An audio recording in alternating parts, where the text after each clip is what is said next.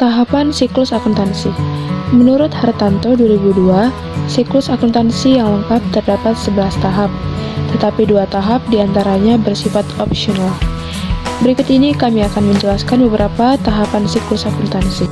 Langkah pertama dalam siklus akuntansi adalah mengidentifikasi transaksi. Akuntan harus mengidentifikasi transaksi sehingga dapat dicatat dengan benar. Tidak semua transaksi dapat dicatat. Transaksi yang dapat dicatat adalah transaksi yang mengakibatkan perubahan posisi keuangan perusahaan dan dapat dinilai ke dalam unit moneter secara objektif. Selain itu, transaksi yang akan dicatat juga harus memiliki bukti. Jika tidak ada bukti, maka transaksi tidak dapat dicatat dan dilaporkan dalam laporan keuangan. Bukti transaksi biasanya berupa kwitansi, nota, faktur, bukti kas keluar, memo, penghapusan piutang, dan lain sebagainya. Bukti-bukti tersebut tentu saja harus sah dan diverifikasi. Setelah mengidentifikasi transaksi, akuntan harus menentukan pengaruhnya terhadap posisi keuangan.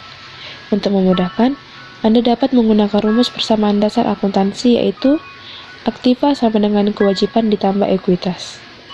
Sistem pencatatan adalah double entry system, yaitu setiap transaksi yang dicatat akan berefek terhadap posisi keuangan di debit dan di kredit dalam jumlah yang sama, sehingga setiap transaksi mempengaruhi sekurang-kurangnya 2 rekening pembukuan. Setelah informasi transaksi dianalisis, kemudian dicatat secara rutin di buku jurnal. Jurnal adalah suatu catatan kronologis tentang transaksi-transaksi yang terjadi dalam suatu periode siklus akuntansi atau alur akuntansi. Proses pencatatan transaksi ke dalam jurnal disebut penjurnalan atau journalizing. Terdapat 2 macam jenis jurnal dalam tahapan siklus akuntansi, yakni jurnal umum dan jurnal khusus. Jurnal umum atau dikenal dengan istilah jurnal saja. Biasanya, tahapan yang dilakukan setelah tahapan entry adalah pencatatan transaksi yang dimasukkan ke dalam satu rekening yang didebit dan satu rekening yang dikredit. Sedangkan, jurnal khusus diselenggarakan untuk meningkatkan efisiensi pencatatan terhadap transaksi yang berulang. Contohnya seperti jurnal penjualan, jurnal pembelian, jurnal penerimaan kas, dan lain. Langkah selanjutnya dalam alur akuntansi atau urutan siklus akuntansi yaitu memposting transaksi yang sudah dicatat dalam jurnal ke dalam buku besar akuntansi. Buku besar adalah kumpulan rekening-rekening pembukuan yang masing-masing digunakan untuk mencatat informasi tentang aktiva tertentu. Pada umumnya, perusahaan mempunyai daftar susunan rekening-rekening buku besar yang disebut chart of account. Masing-masing rekening biasanya diberi nomor kode untuk memudahkan dalam mengidentifikasi dan membuat cross-reference dengan pencatatan transaksi di dalam jurnal. Langkah selanjutnya adalah penyusunan neraca saldo. Neraca saldo adalah daftar saldo rekening-rekening buku besar pada periode tertentu. Cara membuat neraca saldo sangatlah mudah. Anda hanya perlu memindahkan saldo yang ada di buku besar ke dalam neraca saldo untuk disatukan. Saldo pada neraca saldo harus sama jumlahnya. Jika jumlah saldo debit tidak sama dengan jumlah yang ada di kredit, maka dikatakan bahwa neraca saldo tidak seimbang, masih ada kesalahan. Jika demikian, maka akuntan harus mencari kesalahan yang terjadi sebelum laporan disusun.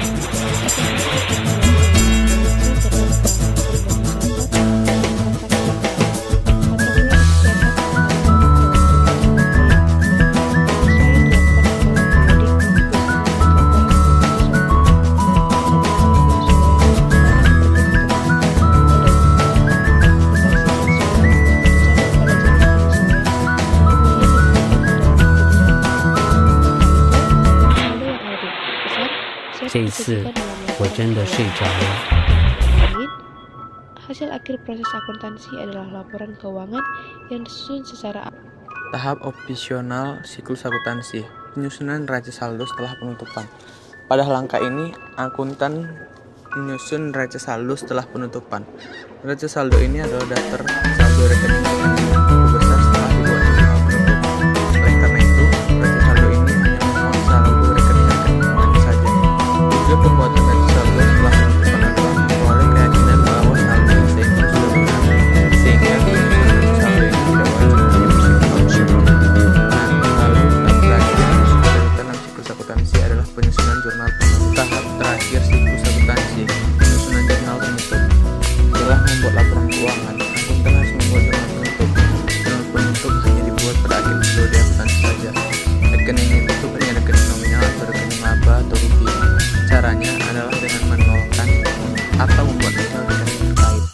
Rekening-rekening nominal harus dibentuk karena rekening tersebut digunakan untuk mengukur aktivitas atau aliran sumber-sumber yang terjadi pada periode berjalan. Pada akhir periode akuntansi, rekening nominal sudah selesai menjalankan aktivitas tutup.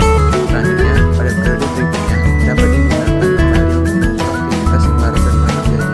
Tipsnya, gunakan program akuntansi yang teraplikasi membantu usaha supaya laporan menjadi lebih tahap opsional siklus akuntansi.